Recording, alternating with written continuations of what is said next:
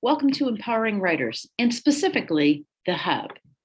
By now, you should have gotten your link in order to sign in. Sign in is a breeze. Click on the link that you were sent or paste the URL in your browser, and you'll be taken to this first page. Click on the sign in button and you'll be asked to put in your email address and your password. Your email address and password is your school email address and password.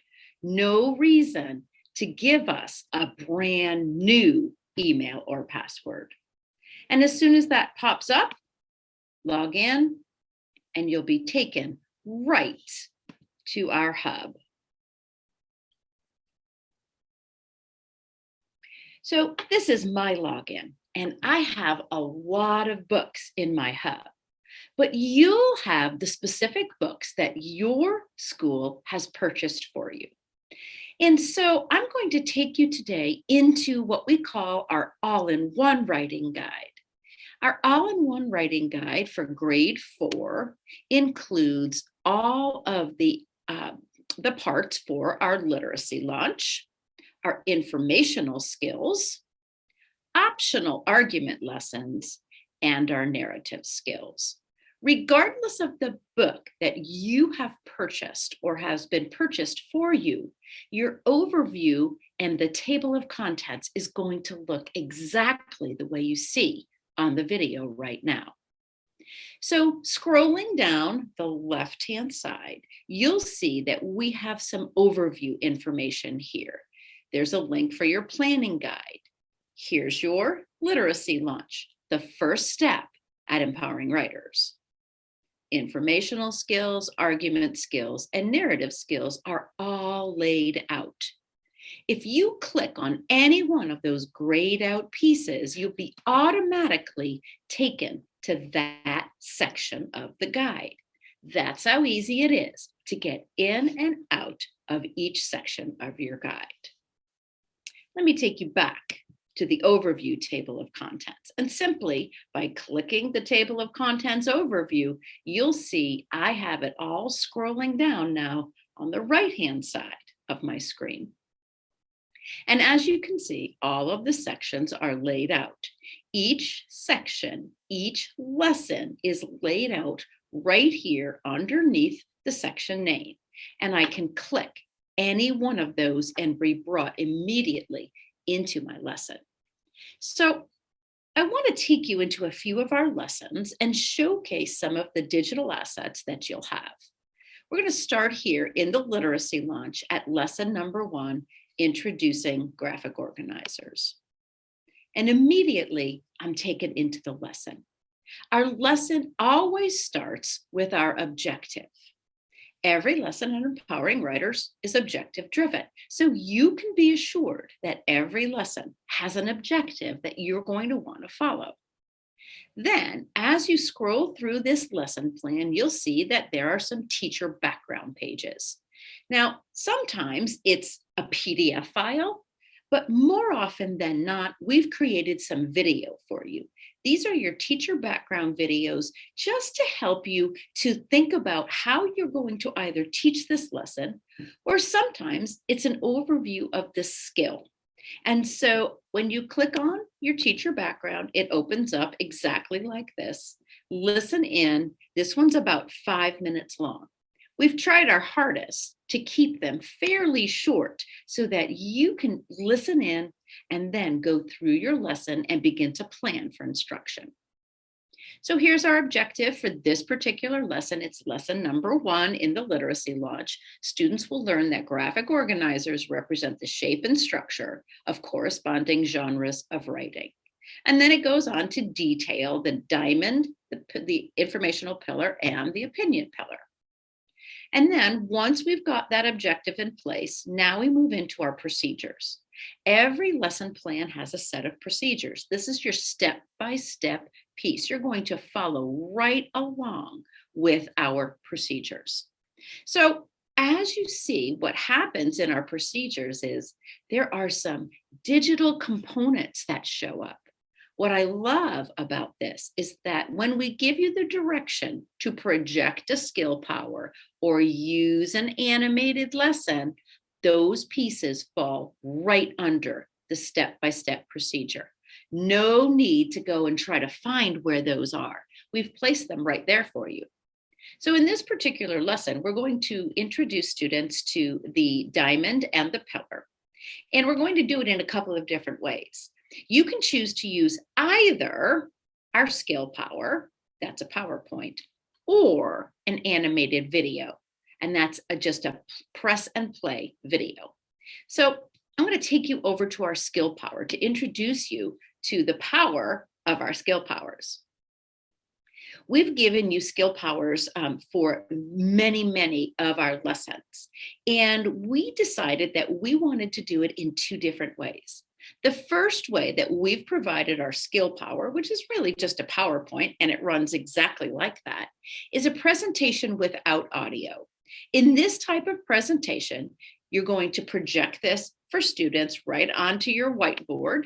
And when you see this, what you find is the PowerPoint without the narration revolves around the fact that you need to have the background information. You're going to need to provide that instruction for your students, but we've given you the visual support and we've given you some of the words and the language that you're going to want to use. I highly recommend for those teachers who are comfortable and familiar with the content, by all means, use the presentation without the audio. And you can see, we just click it, presentation comes up, and you explain to the students what they're seeing. You'll go through this presentation providing that background information. So let me hop out of here for a moment. So if you're familiar with Empowering Writers, the presentation without the audio is available. For those of you who are new to Empowering Writers or who might just want that extra level of support, we've also given you the presentation with the teacher narration, which means that we're going to do the narration on these PowerPoints. Let me show you what that looks like so that you can make an informed decision. Today, I want to introduce you to the narrative writing diamond and show you how this graphic organizer represents the shape and the structure of narrative writing.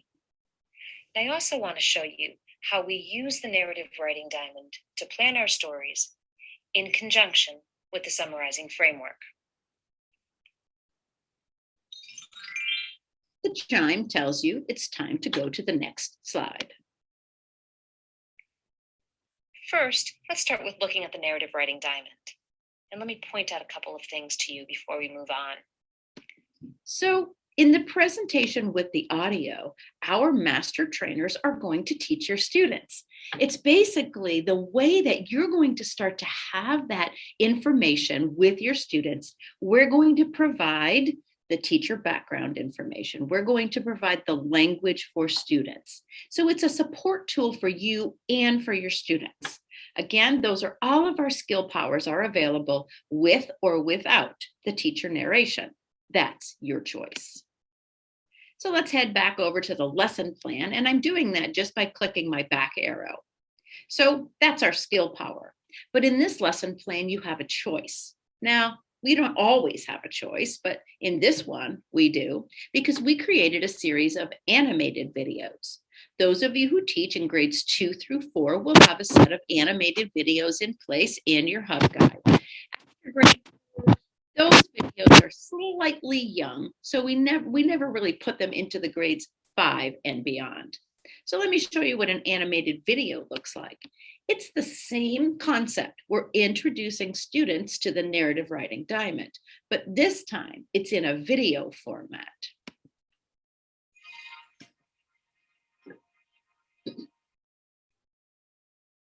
Hi, boys and girls. My name's Mrs. Lazar, and I'm here to teach you a writing lesson today. But first, before we begin, I want to show you something. Take a look at this. Does anyone know what that is? A map. You're right, it's a map. Well, why do we use a map? Who can tell me? To get a bird's eye view. Tell you where you're going. That's right again. We use a map so that we know where we're going. It gives us a sense of direction. So notice This is a video. It is animated. Pieces come in. And once again, it's a choice in this particular lesson. You can choose to use either the skill power or the animated video. And that's written right here in the procedures. So no need to try to figure that out.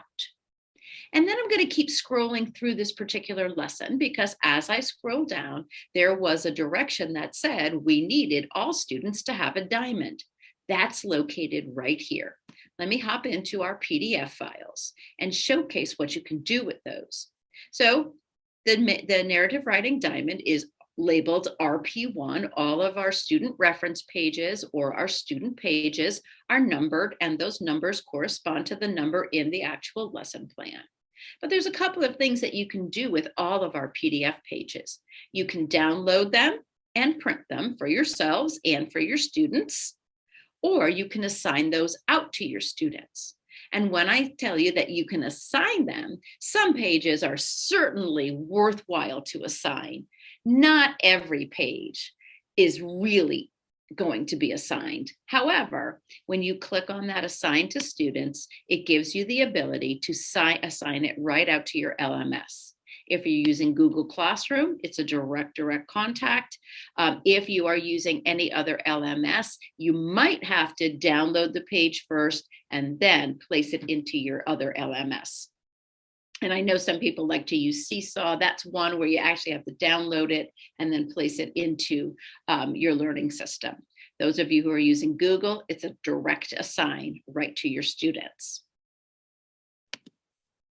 So our PDFs are all available as assignable pages. And you can see that this one's located right here in the lesson plan. But in a minute, I'm going to show you a nice, easy way to get all of your student pages in one place instead of going lesson by lesson. And then as we continue through the procedures, there's a set of questions that follow up from the skill power or from the animated video. And then our next step is to introduce students to the pillar. Once again, here's the skill power with and without your teacher narration, your choice. Here's your PDF files that are available to either assign or to download and print.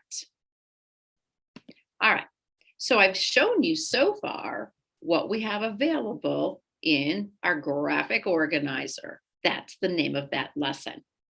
Now, let me take you into lesson number 2, because there's a couple of other pieces that I really want you to see. Lesson number 2 is all about recognizing genre. Once again, we start with our objective, and then our teacher background video appears. So here's another teacher background video, and then our procedures. And as we scroll down through our procedures, you'll see this is what you'll have to do in order to present this particular lesson. Here's your PDF file. And then we run into this. This is a digital student page, which is slightly different. The digital student pages are available, once again, to assign out to your students and for them to be able to mark those pages right up. So you can assign them out to your Google Classroom, and then as students are working either on a device with you or as part of a homework assignment, depends on how you want to use those pages, the students are able to mark right on there and then submit that right to you. So the digital student pages start by looking just like this. And again, I'm going to keep scrolling down. Again, here's a second set of pages. Now, what's interesting about a lesson like this is that the objective is to identify whether the passage is either informational, opinion, or narrative. And in this instance, we add the response to text. So you'll see that these pages are available. Once again, you can project them right there in your classroom in your whiteboard by just simply projecting it onto your interactive whiteboard, or you can assign those to students as part of the discussion. And as you scroll down to the bottom of the lesson, sometimes there are some interactive slides. And this one in particular has a lesson for review and reinforcement. Once again, this would be a set of slides after I've presented the lesson that I want to share with my students and have them actually do the work that's involved in these slides. So I'm going to download this as a set of Google Slides so that you can see. I make a copy of it. And then once I make a copy of it, it's mine. That means I can manipulate those slides in any way. So this is a set of 4 slides. The first slide is always, any of our interactive slides, there's always a slide that basically welcomes you, the teacher, and gives you, as the teacher, the information that you need. And of course, you can actually manipulate any part of these slides. You can change the background, you can change the Bitmoji, and then this slide tells you to delete it before sending it to your students because these are the teacher instructions. And then here you have the student slide. So the first slide is typically directions for your students. Sometimes there's a review slide. And then in this particular set of slides, the students are going to sort and categorize the different elements. Here's the opinion pillar, so it goes on the opinion side. Here's the narrative diamond. Here's the informational pillar. And then we get to this piece called pizza is best. And students have to decide, pizza is best. Is that a narrative, informational, or opinion paragraph? And in this instance, it's an opinion paragraph. And so as you can see, this is a great opportunity for you to gauge whether or not your students understand the concept of being able to recognize genre, which is exactly what this lesson was all about. All right, so far we've seen lesson number 1 and lesson number 2. You found some teacher background information. That's the information for you as the teacher. We've seen a skill power, an animated video. We've seen how to assign our pages out and those interactive slides. There's a few other elements that I think are really, really important in these lessons. So I'm going to take you into lesson number 5. This is strategic reading. Once again, when we open up, here's our background information, our objective, and then depending on the lesson, sometimes we've identified a few strategies or important vocabulary that you'll need to take with you for this particular lesson. And in this lesson, students are going to annotate and analyze an article called Bears. And in order to provide some background information to really pump up the comprehension of this article, we've provided you with some virtual field trips. So anytime we ask students to annotate and analyze an article or a passage of some sort, we've provided that virtual field trip to introduce students to the topic and to important vocabulary. So let me show you one of our virtual field trips. This one's all about bears. Bears.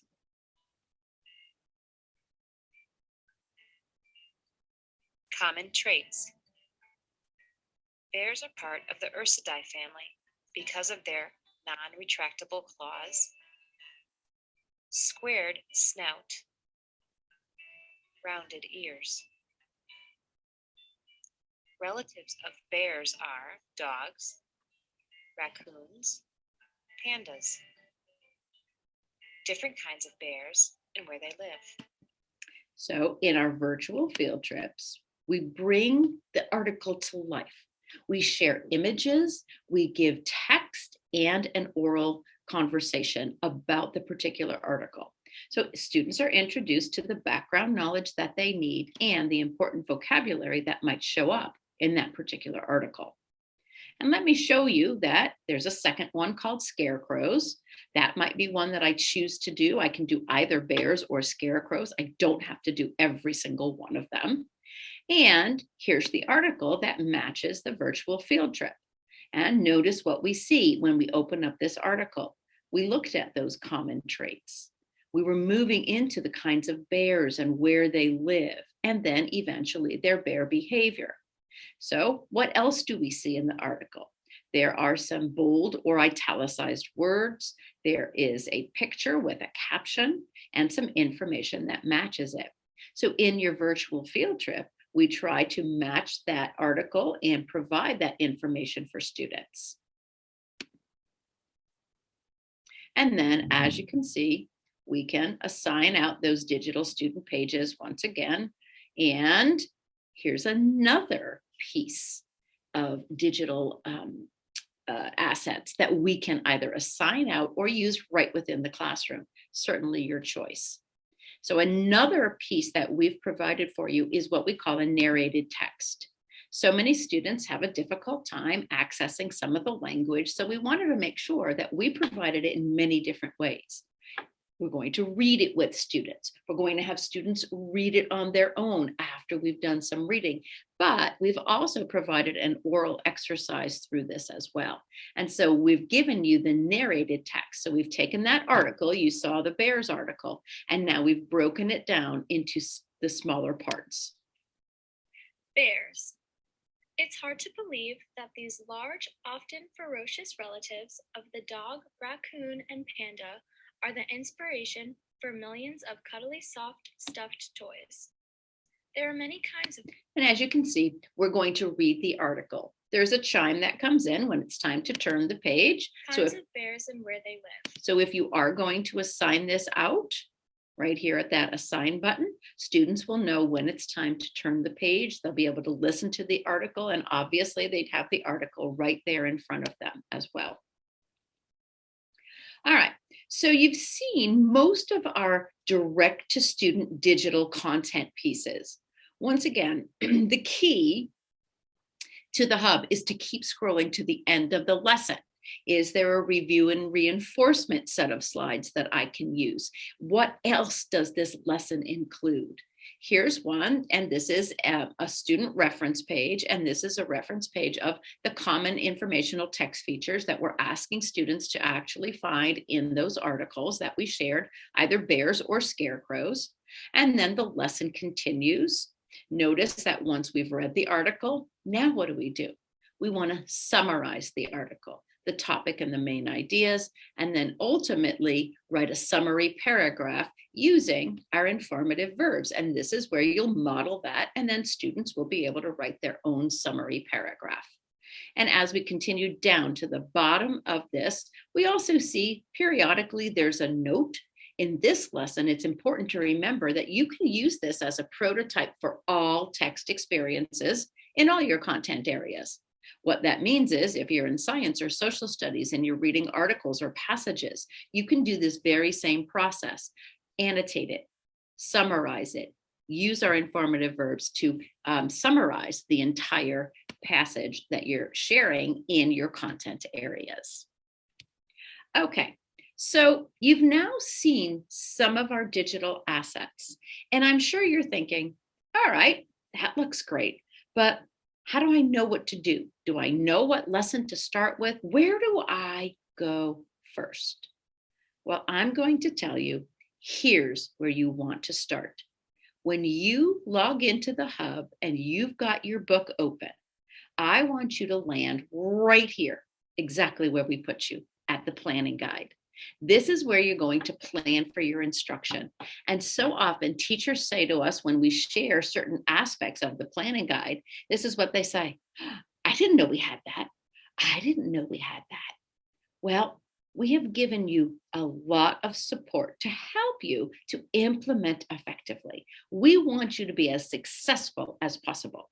So in our planning guide, we've provided a whole series of helping pieces, documents. The first thing that you're going to see is we've given you a planning guide cover. I'm just going to click on this cover because that's exactly what it is. It's a cover. And I'm going to make sure that I have a binder for myself and create my planning guide.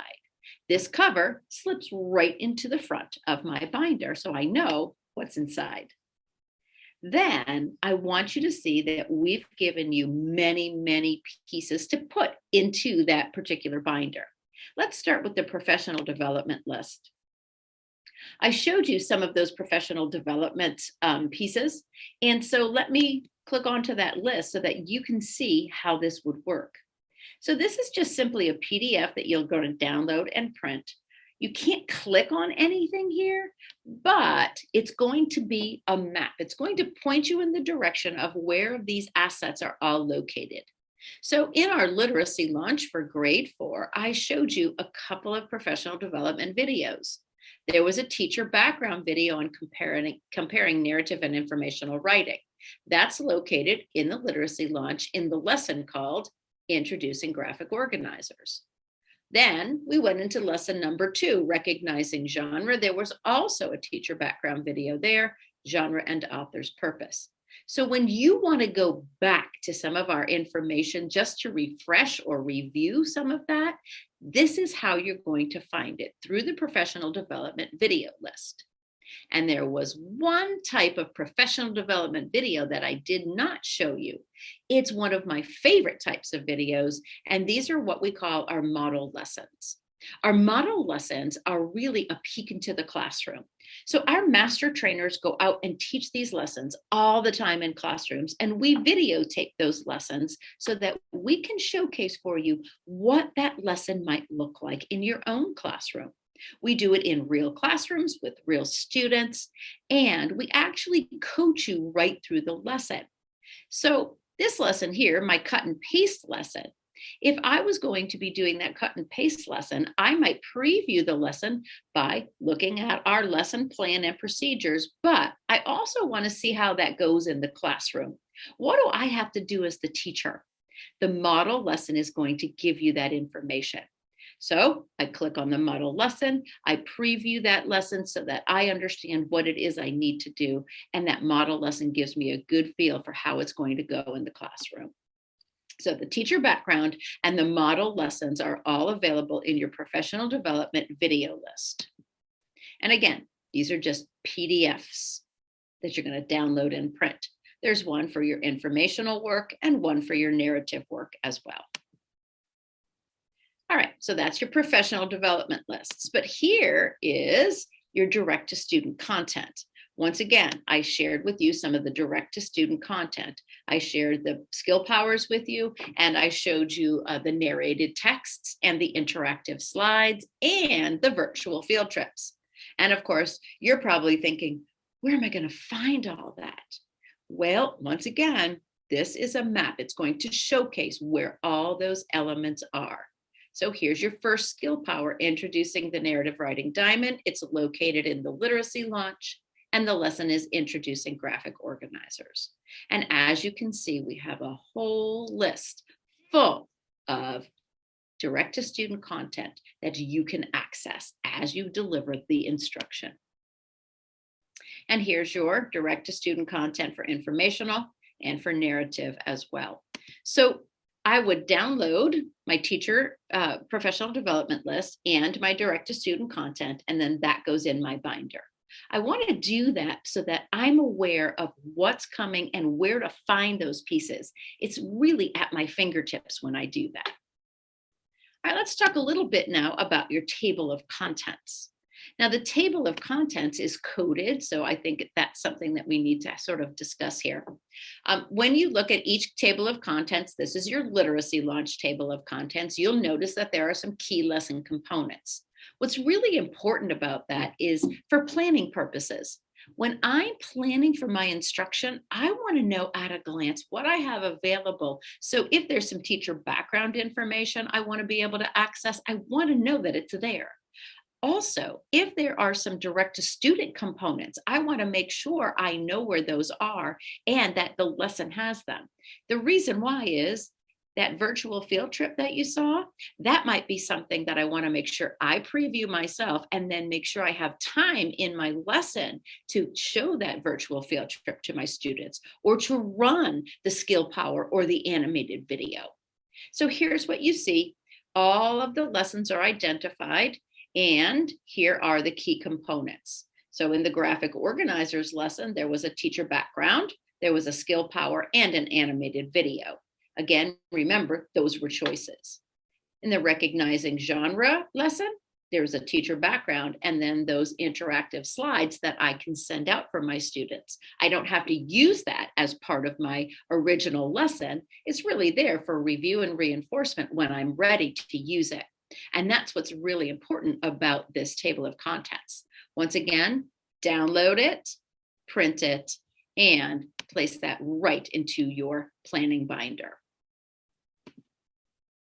Okay, so those are all of the components that you should probably be ready for, but there are a few others.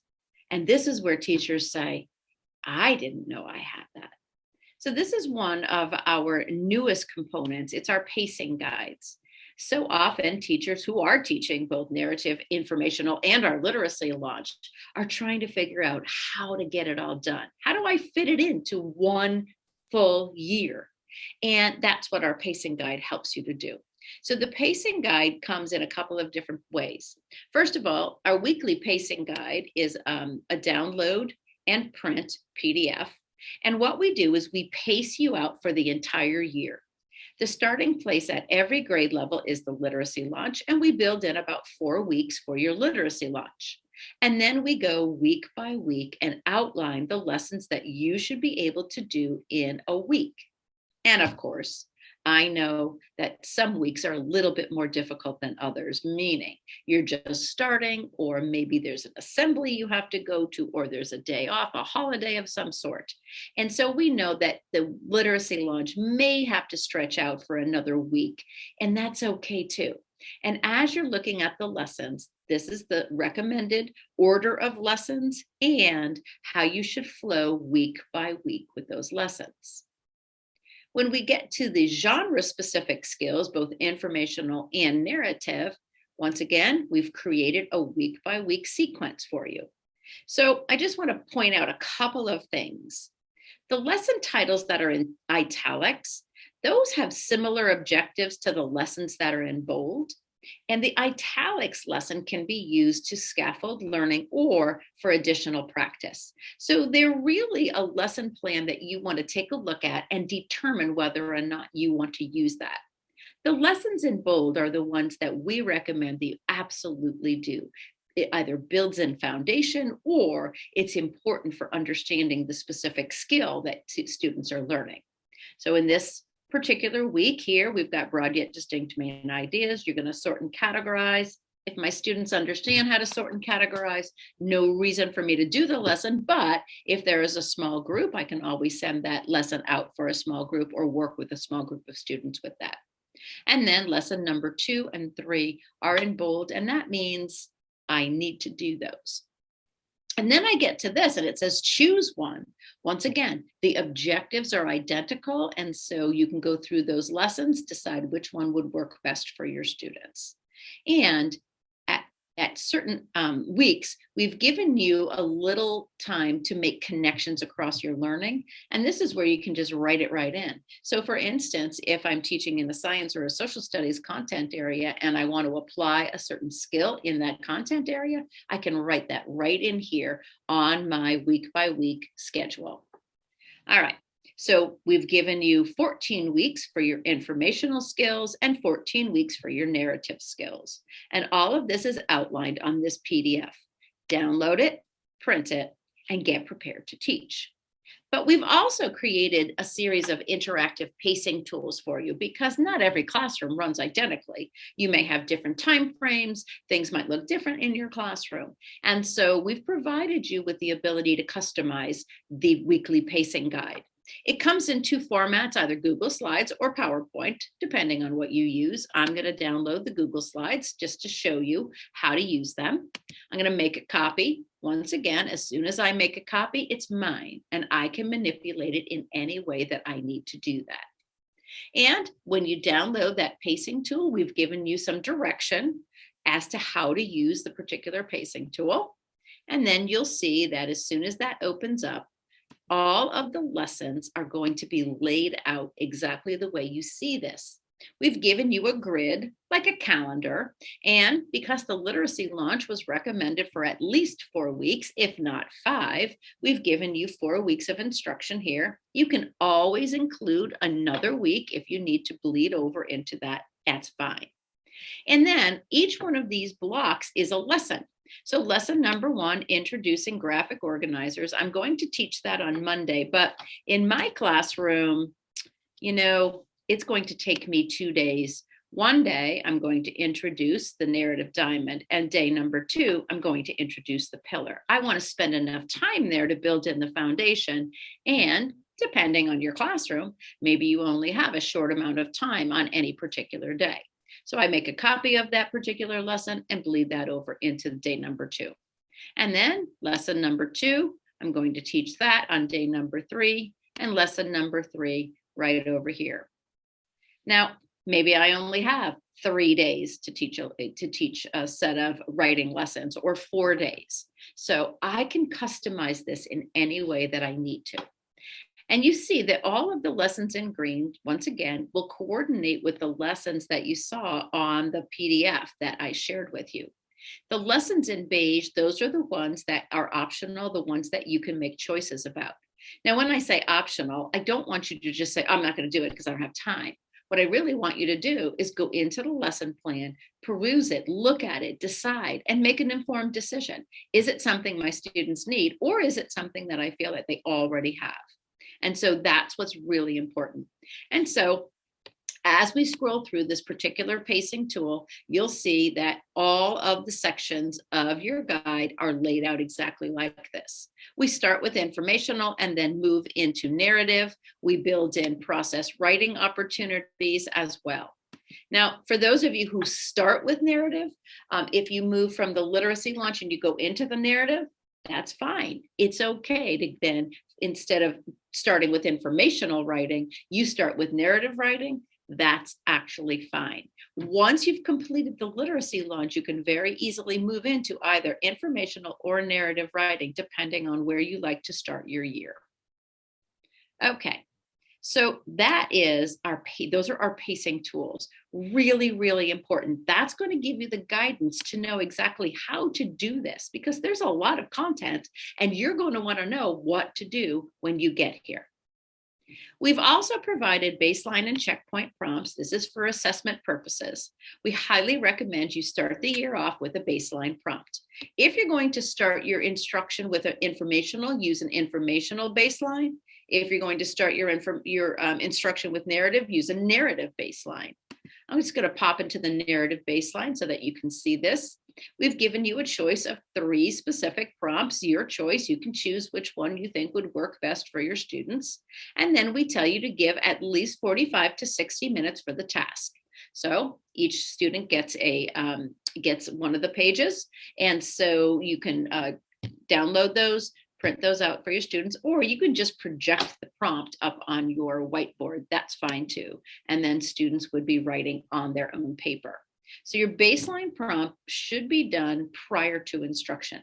That's going to give you a good feel for what students can do naturally. Then, of course, you're going to move into your instruction. And as you're teaching skill by skill, you can then stop at any point and do a checkpoint prompt. I highly recommend that you wait until you've taught a couple of skills before doing a checkpoint prompt, but these are also available. So if I'm finishing up my instruction, I've gone through my entire informational unit, I want to end with an end prompt. That's what your checkpoint prompts are there for as well. So you can use them mid-unit or you can use them end of unit. And again, in each genre, we've given you several to choose from. Choose the ones that you think will highly engage your students or that would best work for you and your classroom. So if you have a baseline and a checkpoint prompt, what do you do with it? Well, let me share our rubrics for you. Our rubrics come in 2 formats as well. They're all located. All of what I'm doing right now is located in your planning guide. Open up our informational writing rubrics, and there are 2 formats of our rubrics. The first one is our skill by skill rubric. These are analytic in nature. Because we teach a skill-based program, and as you see the skills unfold, we want to make sure you have the ability to assess for each skill. So if I'm teaching introductions in my informational unit, then I want to be able to make sure that my students understand how to write an introduction. Here's a rubric for main ideas. Here's another one for supporting details. And what I love about our analytic rubrics, the ones that go skill by skill, is that we've also provided some samples for you. What does it look like to have a 2? What does a 3 look like? And oftentimes I'm so unsure of whether my students are a 2 or a 3 or a 4. If I go back to my analytic rubrics and I look at the examples, it's easy for me to make that determination, compare my student piece with the example that we've provided on the rubric, and then I can come up to a better score. All right, those are our skill by skill rubrics, but we also have what we call our holistic rubric. So when you're doing your baseline or your checkpoint prompts, your informational rubric is here as a holistic piece because you want to be able to score the sample of writing holistically. It also has categories. These are the exact same skill categories that we saw prior. But now what I want to do is I want to take a look category by category. And what will happen is my students will usually score in one point or another. So for instance, let's say I'm looking at a student piece and I'm looking at organization. It has a kind of a beginning, middle, and end. It's a little vague or random. And then I go to the introduction. There's no introduction, or it's very brief. And so I would put a check mark here and then a check mark here. And then I keep reading. And there are no main ideas. Put a check mark here. And then when we get to the supporting details, there's some, but not many. I'm going to put my checkpoint here. And what's going to happen, you'll see very clearly that your students will shake out into one category or another. And so the two rubrics are meant to be used a little bit differently from each other. This is when you're doing a checkpoint or a baseline prompt, and then the analytic rubrics when you're teaching skill by skill. We have a set of narrative rubrics as well. And in the narrative rubrics, we've also given you an anchor set. And an anchor set is similar to the samples that we've given you in the analytic rubrics. But let me just showcase what you see here. We've kind of written the entire piece for you so that you can see what a score point 2, 3, or 4 might actually look like. And then here's the piece. So as you look through these, remember, baseline and checkpoint prompts, and then rubrics for scoring those prompts are available right here in your planning guide. Download, print, and be prepared. That's really what all of this is about. Now, so many of us are teaching not only genre-specific skills, but constructed response or extended response. We also have provided you with a constructed response rubric. It starts with some steps for approaching response to text compositions. There's a short 5-minute teacher background video. Here's your steps, and this is a PDF for students. So there's it's got a reference page, and it gives students the step-by-step process for actually responding and writing. And then we can respond to multiple sources, which also includes a comparison grid. So when we look through this rubric, we see that there's a lot of information here. And then we come to the rubric. The rubric is, once again, PDF file, and a constructed response is one simple paragraph. Here are the elements of a paragraph that would be fully supported with evidence and explanation, paraphrased, cited, with a main idea sentence and a conclusion statement. And then we've given you some possible sample responses. So as you can see in the planning guide, there's so much here for you to be able to get ready for your instruction. The last several pieces here are the key instructional must-sees, and this is where we go through our videos of certain aspects of empowering writers that everybody should be able to review or to know about. Here's information about your particular resource, and here's our information on our methodology, what we mean by generative versus responsive writing. And then how to use your digital resources. That's also right here in your guides. What are the student pages like? How do I use a virtual field trip? And we've given you lots of information about how to use those resources, even beyond what I'm sharing with you today. All right. So as you can see, we've laid everything out in the hub that you could possibly need. As you're preparing, start with your planning guide. Then get ready for your instruction because you're going to be doing the literacy launch first. Your first several weeks, we have it outlined for about 4 weeks. Some of you may take about 5. Your literacy launch is your starting place. Then you can decide, do I want to teach an informational unit or a narrative unit first?